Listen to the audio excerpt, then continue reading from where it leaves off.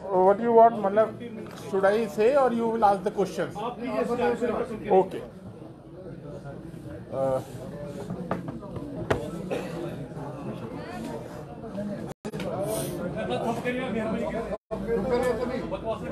Please ये mobile थोड़ा silent कर लीजिएगा यार, नहीं तो बीच में है ना दिक्कत होती है। हमने भी साइलेंट कर लिया। ओके। सबसे पहले आप सब लोगों को गुड आफ्टरनून, आदाब, नमस्कार। शॉर्ट नोटिस पे आप लोग आए, आप लोगों का बहुत बहुत धन्यवाद। जैसा आप जान रहे हैं, अब प्रॉपर्टी टैक्स को लेके लोगों के मन में बहुत सारी शंकाएं कुछ हैं, तो हम क्लैरिफाई करने के लिए आप लोगों के माध्यम से हम लोगों को बताना चाहते हैं कि प्रॉपर्टी टैक्स एक्चुअल में है क्या और कितना लगने वाला है। बहुत से लोग, एक तो सबसे पहले ये समझ लें, जब हम बात करते हैं किसी भी कानून की, किसी भी चीज़ की, मुझे याद है आप लोगों में से कुछ लोगों ने पूछा था कि साहब जब आप एंक्रोचमेंट हटाते हो तो जो ये जैसे और देशों में होता है, आप हमारे यहाँ क्यों नहीं करते हो, रेगुलराइज क्यों नहीं करते हो, सो एंड सो फोर्थ। तो जब हम बात करते हैं भाई पूरे देश की, तो उसी हिसाब से प्रॉपर्टी टैक्स भी एक ऐसा टैक्स है जो पूरे देश में लगा हुआ है, और JNK अपने आप में सबसे लास्ट स्टेट या यूटी है जिसमें ये इन्फोर्स किया गया है। किसी भी म्यूनसिपैलिटी की आय का एक मुख्य साधन जो है प्रॉपर्टी टैक्स होता है। अगर आप देखेंगे कि जनरली जो म्यूनसिपैलिटी के जो काम होते हैं वो लोगों से जो रोज़मर्रा के जो एकदम टच वाले जो कार्य होते हैं वो सबसे ज़्यादा म्यूनसिपैलिटी ही करती है। आपकी साफ़ सफाई होगी, आप घर से बाहर निकलोगे तो साफ़ सफाई होगी, मतलब जन्म से लेके मृत्यु तक जितने भी एसेंशियल काम है वो म्यूनसिपैलिटी के दायरे में आते हैं। और म्यूनसिपैलिटी अच्छे से सर्विसेज प्रोवाइड कर सके तो उसकी एक आय का एक साधन होता है प्रॉपर्टी टैक्स। और ये एक तरह का प्रोग्रेसिव टैक्स होता है जिसमें आप जो गरीब होता है, मतलब आप ऐसा नहीं लगते सब पे एक समान लगाते हो, जो गरीब होता है उस पर कम लगता है और धीरे धीरे उसके हिसाब से बढ़ता है। सबसे पहले जनाब ये कोई नई चीज़ नहीं है, पूरे देश में लगती है और JNK यूटी में सबसे लास्ट में लगाया जा रहा है। सेकंड, सर ये हर महीने नहीं देना है, ये साल में एक बार देना होता है। तीसरी चीज़, जो भी इससे पैसा आएगा, मान लीजिए SMC का एरिया है तो जो म्यूनसिपल कॉरपोरेशन श्रीनगर है ये उनके अकाउंट में जाता है, ये कंसोलिडेटेड फंड में नहीं जाता है। उसी तरीके से आप सोचिए मेरे दूर दराज की कुलगांव की अगर मेरी म्यूनसिपल काउंसिल है तो जो वो पैसा जाता है वो उसके अकाउंट में जाएगा। कुलगांव भी मेंटल सेक्रेटरी था उस जिले का, मैंने देखा है वहाँ पे लोग छोटी छोटी चीज़ों के लिए बोलते थे कि साहब ये रोड जो हमें बनाना है या नाली हमें बनानी है, तो उसके लिए पैसे की उन्हें कमी होती थी। वहाँ पे ये जो पैसा जो आएगा वो उसी काउंसिल के अकाउंट में रहेगा और वो वहीं उसी जगह ही इस्तेमाल होने वाला पैसा है। तो एक तरीके से आपकी डायरेक्ट अकाउंटेबिलिटी रहेगी। आप ये भी मानोगे कि जैसे ही आपसे यूजर चार्जेस लिए गए डोर टू डोर कलेक्शन के, आप सब लोग इस बात को मानेंगे, ये ओपिनियन नहीं है, ये फैक्ट है। जब तक आपसे यूजर चार्जेस नहीं लिए गए थे उससे पहले जो सर्विस थी और जब आपसे यूजर चार्जेस लिए गए उसके बाद जो सर्विस हुई है, आप खुद उस बात को मानेंगे कि यूजर चार्ज देने के बाद एक तो जो हमारा नागरिक है उसमें जागृति आती है, वो एनलाइटेंड होता है कि नहीं भाई मुझे इसको जो है, मैं आपको यूजर चार्जेस दे रहा हूँ साहब, मुझे तो आपको, मेरे पास गाड़ी नहीं आई एक भी दिन तो आप कहते हो मेरे पास गाड़ी क्यों नहीं आ रही है कि नहीं? तो इसे एक जागृति आती है। और जहां तक रहा JNK के कंटेस्ट में 1000 स्क्वायर फीट तक की जो प्रॉपर्टी है, अच्छा नंबर 1 ये तो आपको पता ही है केवल अर्बन एरिया में ही है, रूरल एरिया में बिल्कुल भी नहीं है। दूसरा, अर्बन एरिया में अगर कोई एग्रीकल्चर लैंड है वो इससे बाहर है। तीसरा, जो 1000 स्क्वायर फीट तक का जिसके पास अपना मकान है वो इससे बाहर है। लगभग 1/3 से ज़्यादा जो हमारे हैं वो इससे ऑलरेडी बाहर हो जाते हैं। 4th पार्ट इसका जो आप देखोगे, अगर मान लो आपको किसी प्रॉपर्टी के लिए 100 रुपये देना होता है श्रीनगर म्यूनसिपल काउंसिल में, कॉरपोरेशन में, तो आपको जो काउंसिल में है वो 75 रुपये होगा उसके कॉरेस्पॉन्डिंग, अगर कमेटी होगा तो केवल 50 रुपये होगा। तो जितना एक आदमी दूर दराज एरिया में रहता है जो बेचारा अभी गरीब है, अपना मकान बनाया है, तो वो उसमें ऑलरेडी एग्जम्प्टेड है, 1000 स्क्वायर फीट तक ऑलरेडी एग्जम्प्टेड है। उसके बाद इसको प्रोग्रेसिवली उसमें बढ़ाया गया है। इसके फैक्टर्स है, कैलकुलेशंस हैं। मेरी आप लोगों से रिक्वेस्ट रहेगी, अगर आप इसको एक बार देखोगे तो आपके दिमाग से अपने आप ये मिथ्या दूर हो जाएगी। किसी को लगता होगा पता नहीं 6000 ले लेगा, 10,000 ले लेगा, 15,000 ले लेंगे और हर महीने ले लेंगे, ऐसा नहीं है। साल में है, JNK में सबसे लास्ट में लगाया जा रहा है। पैसा लोगों के तुरंत उनके इस्तेमाल के लिए उन्हीं की कमेटी के हाथ में रहेगा। जो काउंसलर रहेगा, जिस एरिया से एक बार कमेटी में पैसा आएगा तो वो उतना ही उससे अच्छा काम कर सकता है। और जो हमारे रेट है वो पूरे देश में सबसे कम है। उसका स्लैब आप लोगों के माध्यम से न्यूज़पेपर्स में भी दिखाया गया था कि कितना है। अगर मैं इसमें सिर्फ श्रीनगर कॉरपोरेशन है, इसमें क्योंकि कुछ एरिया आप जानते हैं, श्रीनगर में भी कुछ पॉश एरिया है, किसी के सर्कल रेट बहुत हाई होते हैं, किसी के सर्कल रेट बहुत कम होते हैं। तो एक रेजिडेंशियल एरिया जो है, मान लो 1500 स्क्वायर फीट तक है, तो वो 100 रुपये से लेके 1150 रुपये तक जाता है, मतलब मैक्सिमम अगर किसी का सर्कल रेट है। इसका जितना आपका बनता है उसके लिए एक कैलकुलेटर डिज़ाइन किया जा रहा है, जो वेबसाइट पे दिखा दिया जाएगा, जिससे आप लोग भी खुद एक बार उसे देख सकते हैं।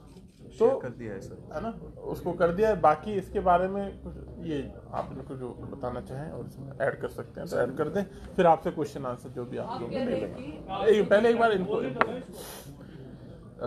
Good afternoon everyone. जैसे कि सर ने एक बड़ी इसको सरल तरीके से समझाया है कि किस तरीके से जो प्रॉपर्टी टैक्स जो अभी 21 तारीख को नोटिफाई हुआ है JNK में, इसको लागू किया गया। 2-3 point sir, I may be there would be bit of repetition also. सबसे पहले कि जब हम कहते हैं कि प्रॉपर्टी टैक्स ये एक प्रोग्रेसिव टैक्स होता है, प्रोग्रेसिव टैक्स इसलिए है क्योंकि ये गरीब पे कम और जिस तरीके की इनकम होती है, जिस तरीके की एसेट्स इंसान के पास होती है, उसी प्रोपोर्शन में बढ़ते हैं। हमारे जनरली जब हम बेसिक टैक्सेस की बात करते हैं, एक डायरेक्ट टैक्सेस होते हैं, एक इनडायरेक्ट टैक्सेस होते हैं। इनडायरेक्ट टैक्स होता है जैसे हम GST देते हैं या सेल्स टैक्स देते हैं। फॉर एग्जाम्पल, अगर ये पेन है, ये पेन अगर 20 रुपए का है, इसमें अगर 2 रुपए का टैक्स है, ये 2 रुपए गरीब को भी देने पड़ते हैं, ये 2 रुपए अमीर को भी देने पड़ते हैं, ये 2 रुपए किसी मिडिल इनकम वाले बंदे को भी देने पड़ते हैं। तो इनडायरेक्ट टैक्स जनरली रिग्रेसिव, इसको प्रोग्रेसिव नहीं माना जाता है। लेकिन जो डायरेक्ट टैक्स होता है वो प्रोग्रेसिव होता है। डायरेक्ट टैक्स में एक जो सिंपल एग्जांपल हम जानते हैं, दैट इज इनकम टैक्स, कि जितनी इनकम बढ़ती है उसी प्रोपोर्शन में टैक्स देना पड़ता है। इनकम स्लैब कम है, इंसान की गरीब आदमी है, उसको वो टैक्स नहीं देना पड़ता है। इसी तरह से जो प्रॉपर्टी टैक्स है, ये प्रॉपर्टी टैक्स भी एक डायरेक्ट टैक्स है और प्रोग्रेसिव टैक्स है, क्योंकि जिसकी कम एसेट्स हैं, जिसकी कम प्रॉपर्टी है, वो या तो एग्जम्प्टेड होता है या बहुत कम रेट होती है। और जो ही आपकी जो एसेट्स का साइज, एसेट्स का क्वांटम बढ़ता है, तो प्रॉपर्टी टैक्स भी प्रोपोर्शनेटली बढ़ता है। इसलिए ये प्रोग्रेसिव होता है। एक डिस्ट्रीब्यूटिव जस्टिस भी इसको माना जाता है कि जो हमारे समाज में, हमारे सोसाइटी में, देश में बड़े एसेट वाले जो हमारे होल्डर्स होते हैं, उनका टैक्स गरीब के लिए, उस गरीब के आसपास की डेवलपमेंट के लिए यूज होता है। So that was the first point जो सर ने भी अच्छे से समझाया है। दूसरा पॉइंट जो बहुत अहम है, वो ये अहम है कि फॉर एग्जांपल अगर कोई GST अभी इकट्ठा होता है तो ये कंसोलिडेटेड फंड में चला जाता है, फिर वहां से थ्रू फाइनेंशियल जो जिस तरीके से बजटिंग होती है, फाइनेंशियल बिल्स होती हैं, उसके हिसाब से एलोकेट होता है। ये जो प्रॉपर्टी टैक्स है, ये property tax urban local body अपने एरिया में खुद इकट्ठा करती है और इसके बाद इसको खर्चा करने का भी अधिकार उसी अर्बन लोकल बॉडी को होता है। इसका मतलब श्रीनगर में जो भी इकट्ठा होगा वो श्रीनगर म्युनिसिपल कॉर्पोरेशन के ही अकाउंट में जाएगा और इसका खर्चा, इसको किस तरीके से खर्च करना है, इसको किस तरीके से जो है स्पेंड करना है, कौन सी डेवलपमेंट कामों में करना है, that would be decided by Srinagar municipal corporation only. इसी तरीके से छोटी कोई म्युनिसिपल काउंसिल है, म्युनिसिपल कमिटी है, वहां पे जो इसमें कलेक्ट होता है, that would again, it will not go to government, ये UT गवर्नमेंट को नहीं जाएगा, सेंट्रल गवर्नमेंट को नहीं जाएगा, ना ही एक ULB से दूसरे ULB में जाएगा। इसका मतलब जो प्रॉपर्टी टैक्स श्रीनगर में इकट्ठा होगा, ये जम्मू में स्पेंड नहीं होगा, ये अनंतनाग की म्यूनसिपल कमेटी में स्पेंड नहीं होगा। इसी तरीके से जो अनंतनाग म्यूनसिपल टाउन में म्यूनसिपल कमेटी जो इकट्ठा करेगी, म्यूनसिपल काउंसिल जो इकट्ठा करेगी, वो सिर्फ अनंतनाग में ही खर्चा होगा। इससे क्या होता है कि लोकल जो म्यूनसिपल बॉडीज होती हैं, म्यूनसिपल कॉर्पोरेशंस होती हैं, उनका रिसोर्स बढ़ता है और इन्हीं कामों से, इसी पैसे से फिर वो लोकली अपनी प्रायोरिटीज को सेट करते हैं, डेवलपमेंट करते हैं। अभी अगर हम श्रीनगर की बात करें, हम लोग हार्डली 10% 12% अपने खर्चे को इकट्ठा कर पाते हैं through our resources, through our different means. But जब खर्चे की बात करते हैं, चाहे हमें सैनिटेशन की बात हो, सैनिटेशन वर्कर्स को लगाने की बात हो, गाड़ियों को लगाने की बात हो, ब्रूम्स की बात हो, यूनिफॉर्म की बात हो, इसी तरीके से विंटर में स्नो क्लियर करना है, स्नो क्लियरेंस के मशीनरी का खर्चा हो, फ्यूल का खर्चा हो, हमारे स्टाफ का खर्चा हो, कहीं ड्रेन्स बनानी है, कहीं इस समय हम लोगों ने रिसेंटली श्रीनगर में ड्रेनेज मास्टर प्लान बनाया था सर। लगभग हमारे यहाँ अभी 1000 किलोमीटर का ड्रेनेज नेटवर्क है और 1500-1600 किलोमीटर का ड्रेनेज नेटवर्क की और ज़रूरत है सर। पिछले साल जो 74th अमेंडमेंट में हमारे यहाँ जो है श्रीनगर के रोड्स ट्रांसफर हुए हैं। लगभग हमारे पास 2200 किलोमीटर ऐसे रोड्स हैं जिन पे मैक्सिमाइज करने की ज़रूरत होती है, जिनको जो मोटरेबल ज़रूरत है। पूरे अगर हम गलियों की बात करें, लगभग हमारे पास 7000 7500 लेन्स बाई लेन्स है शहर में। तो जो ये पैसा है, जो भी ये रिसोर्स है, ये इसी काम में, इसी पब्लिक सर्विस के लिए यूज होगा। बाकी भी अक्रॉस द कंट्री जितनी भी म्यूनसिपल बॉडीज हैं, चाहे बड़े को अगर हम बीएमसी या अहमदाबाद या बैंगलोर म्यूनसिपल कॉर्पोरेशंस को भी छोड़ें, जो छोटी छोटी या हमारी जो लेवल की या हमारे टाइप की इकोनॉमिकली या जियोग्राफिकली जो हमारी इक्वली सिमिलरली प्लेस सिटीज़ हैं या टाउन्स हैं, वहाँ पे भी सबसे बड़ा मेजर जो एक इनकम का सोर्स होता है वो ये प्रॉपर्टी टैक्स होता है। और एक जो बहुत अहम जो JNK में जो प्रॉपर्टी टैक्स नोटिफाई हुआ है, इसमें एक सबसे बड़ी चीज़ ये हुई है कि जो एक मॉडल है, it's a very simple model. दूसरा, इसमें जो रेट्स लगाई गई हैं वो बेहद ही कम रेट्स हैं, काफ़ी लो रेट्स पे जो है इंट्रोड्यूस किया गया है। जैसे सर ने भी अभी बताया, इसमें जो हमारे गरीब तबका होता है, जिसमें अक्सर 1000 वर्ग मीटर स्क्वायर फीट से कम, जो 1000 स्क्वायर फीट से कम जो एरिया होता है, उनको एग्जेम्प्ट किया गया है। इसके बाद चाहे 1000 से 1500 है, 1500 से 2000 है, उन सब की भी स्लैब्स बनाई गई हैं। स्लैब्स इस तरीके से बनाई गई हैं कि वो मॉडरेटली इंक्रीज होता है, एकदम से जंप नहीं करता है। दूसरा, जब हम ये इनफैक्ट आज जो हमने ये मीटिंग रखी थी, इसीलिए रखी थी कि हमने एक डिटेल प्रेजेंटेशन भी बना के रखी है कि ताकि हम सबको के साथ डिस्कस भी करें किस तरीके से कैलकुलेट करना है, कितना आसान है कैलकुलेट करना।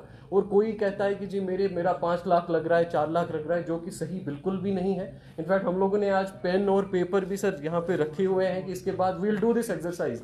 जैसे हम लोग 8th 9th में मैथ का क्वेश्चन करते थे, इसी तरीके से ये करेंगे कि ये जो हमारा कैलकुलेट जब हम करते हैं, जो ये प्रॉपर्टी टैक्स है, this multiplication of 9 factors, 9 factors का मल्टीप्लिकेशन से एक वैल्यू आता है जिसको हम टैक्सेबल एनुअल वैल्यू कहते हैं। उस टैक्सेबल एनुअल वैल्यू का 5% रेजिडेंशियल पे है और 6% जो नॉन रेजिडेंशियल पे है। कैलकुलेट करने की प्रोसेस भी बड़ी सिंपल है। इसका एक बेसिक वैल्यू जिस पे एंकर किया गया है वो हमारी सर्कल रेट है। सर्कल रेट जो हर साल जो नोटिफाई होती है हर डिस्ट्रिक्ट में, बोथ कमर्शियल रेजिडेंशियल के बेसिस पे, उस सर्कल रेट से या उस स्टैम्प ड्यूटी रेट से हम एक लैंड वैल्यू फैक्टर ले लेते हैं। फॉर एग्जांपल, अगर किसी जगह का 60 लाख रुपए है सर्कल रेट, उसमें से हम 6 हम लेते हैं लैंड वैल्यू फैक्टर। किसी जगह पे अगर 1 करोड़ है सर्कल रेट, तो हम 10 ले लेते हैं लैंड वैल्यू फैक्टर। किसी जगह पे अगर 5 लाख है सर्कल रेट, तो 0.5 is the land value factor जो हम लेते हैं। उसको फिर मल्टीप्लाई करते हैं अलग अलग फैक्टर से, जिसमें एक यूजेज फैक्टर है, ये रेजिडेंशियल है या कमर्शियल है, किस तरीके का कमर्शियल है। ये इसका एज फैक्टर एक और फैक्टर है कि जितनी पुरानी बिल्डिंग है उतना उस पर कम जो है टैक्स लगता है। उस तरीके से वो फैक्टर रखा गया है। एक फ्लोर फैक्टर रखा गया है कि फ्लोर वाइज किस तरीके से, जैसे फ्लोर फैक्टर अगर कमर्शियल में ग्राउंड फ्लोर पे 1 लगता है, हमारे फर्स्ट फ्लोर पे 0.9 लगता है, सेकंड फ्लोर पे 0.8 लगता है। जितना ऊपर के फ्लोर्स होते हैं उनमें ये रेट ऑटोमेटिकली और कम चली जाती है। एज के बेसिस पे जैसे अभी बता दिया। एक और फैक्टर है कंस्ट्रक्शन टाइप का फैक्टर, कि अगर एक RCC स्ट्रक्चर है तो उस पर मैक्सिमम फैक्टर 1 है। अगर नॉर्मल हमारा लोड बेयरिंग दूसरे स्ट्रक्चर्स होते हैं उन पर कम है, कच्चा है तो और भी कम उस पर लगता है। तो बड़े सिंपल आसान तरीके से आसान मॉडल के साथ ये बनाया गया है। बेसिक ऑब्जेक्टिव आज इस प्रोग्राम में हम लोग एक डिस्कशन में डिटेल में ये चीज़ समझाएंगे भी। और one thing that we want to do is, हम हमारे सभी साथियों को आज एक पेन और पेपर भी देना चाह रहे हैं ताकि वो खुद कैलकुलेट करें, क्योंकि काफ़ी सारे लोग अफवाहें फैलाते हैं कि बड़ा एकदम से दिस इज समथिंग डिस्प्रपोर्शनेट। वो चीज़ तभी खंडित हो जाती है जब आप खुद कैलकुलेट करते हैं। हम लोग कल जैसे दो तीन एग्जाम्पल मैं देना चाहूँगा। यहाँ लाल चौक हमारा सबसे प्राइम एरिया है। अगर लाल चौक में आपकी लगभग 300 स्क्वायर फीट की दुकान है, जो अच्छी खासी दुकान है, उसका साल का ये लगभग 2200-2300 रुपये बनता है,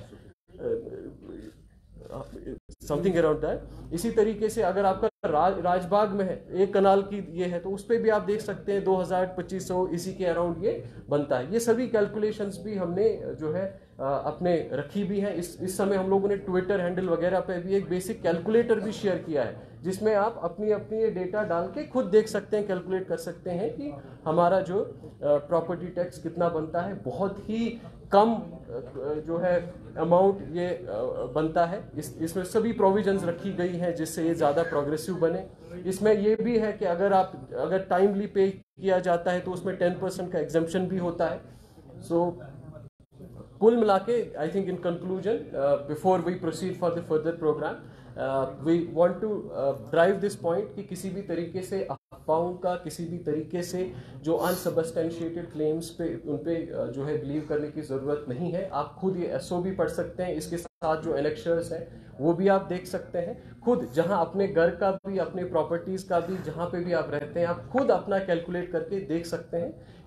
आप ये खुद ही समझ पाएंगे कि ये किसी भी तरीके से it is not disproportionate, it is only something जो बिल्कुल एक प्रोग्रेसिव और डिस्ट्रीब्यूटिव जस्टिस को ध्यान में रखते हुए बनाया गया है।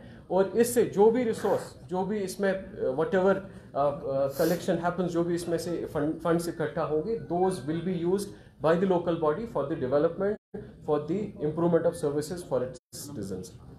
Thank you. Quick question. Yeah, please.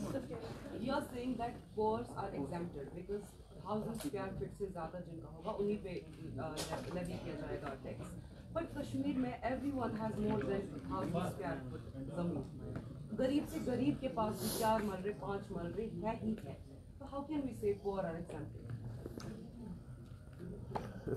Ji sir, दो चीज़ें। जब हम 1000 स्क्वायर फीट की बात करते हैं तो हम 1000 स्क्वायर फीट एरिया लैंड की बात नहीं करते हैं, we are talking about built up area.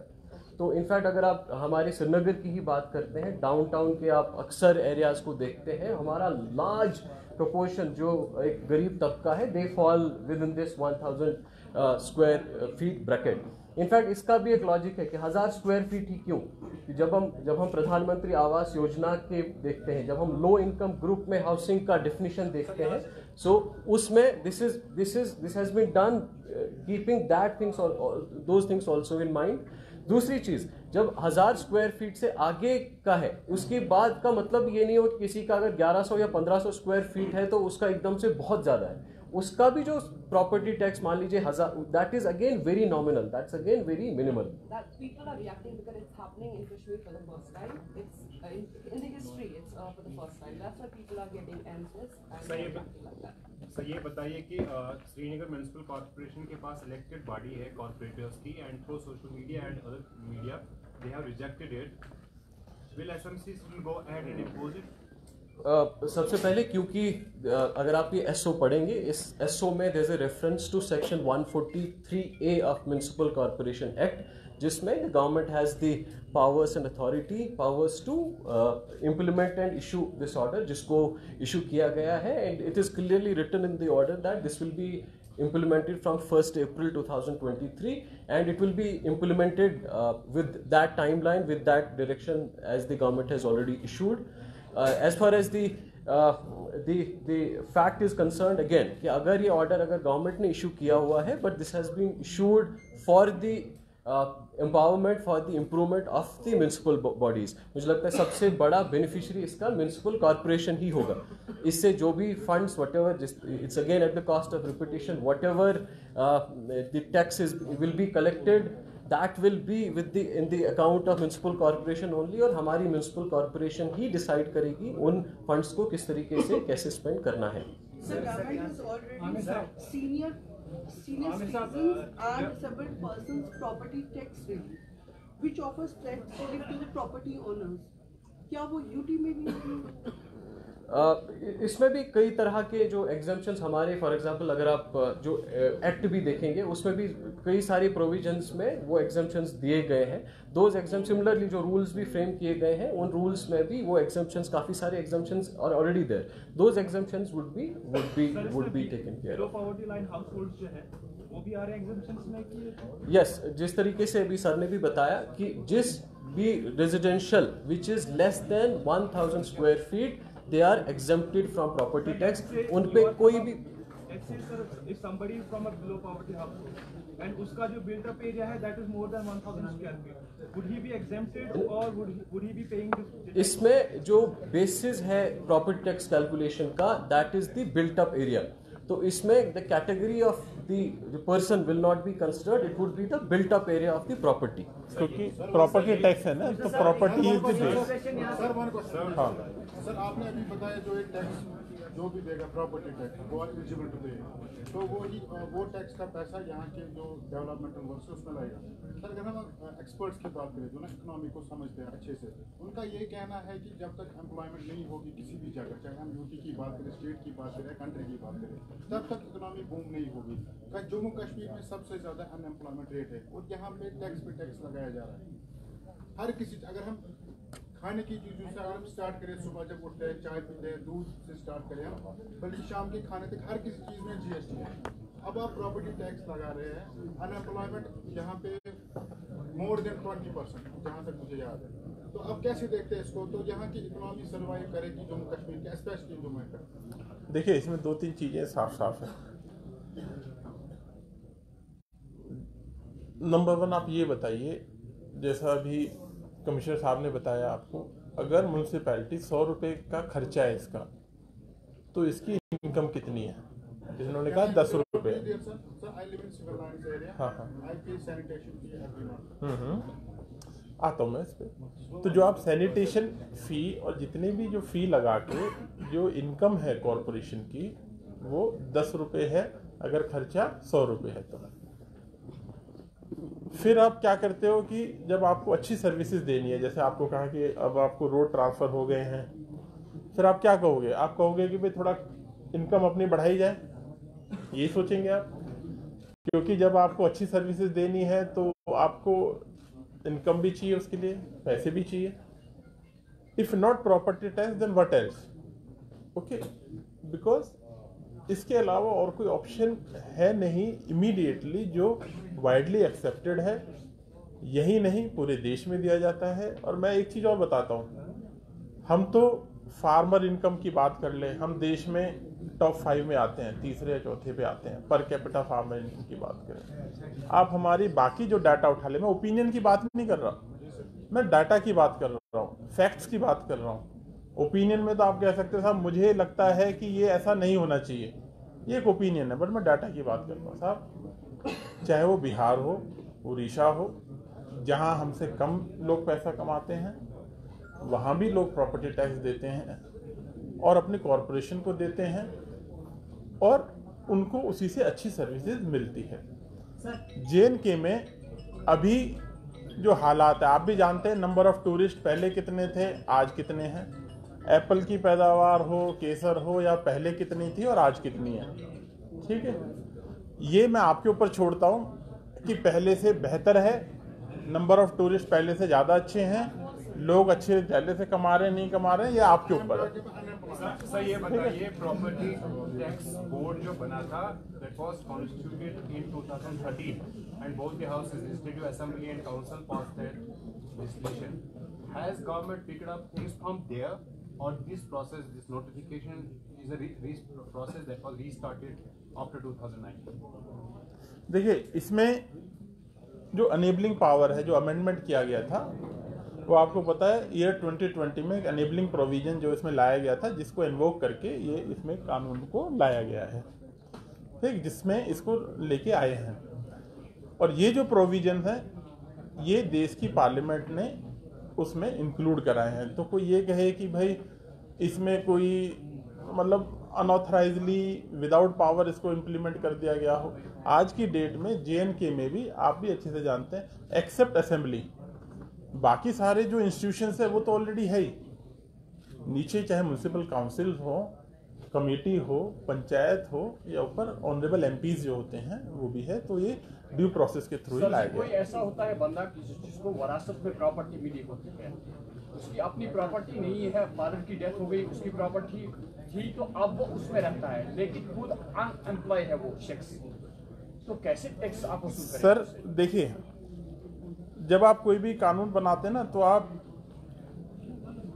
एक एक इंडिविजुअल केसेस को उस तरह से छांट के नहीं कर सकते हैं। मैं क्यों कह रहा हूँ, जब मैं प्रॉपर्टी टैक्स बनाता हूँ तो प्रॉपर्टी को माइंड में रख के बनाया जाता है, ओके, कि उसके पास कितनी है, और एक व्यक्ति उसी हिसाब से जब एक घर में रह रहा है, उसके पास इतना है, मान लो उसके पास कमर्शियल शॉप है या उसके पास एक कोठी है 1 कनाल की, और वो फिर क्योंकि इम्प्लीमेंटेशन भी तो आपको करना है ना, जब आपको बहुत ज़्यादा उसमें सब्जेक्टिविटी उसमें नहीं ला सकते हैं कि अगर एक बंदा होगा उसके साथ ये होगा, फिर कोई कहेगा नहीं उसके पास, मान लो उसके पास और कर्जा हुआ तो साहब वो कैसे करेगा। तो आपको इम्प्लीमेंट करने के हिसाब से भी ऐसे ही लाना होता है कि जो एक फेयर तरीके से आप इम्प्लीमेंट करें। Thank you.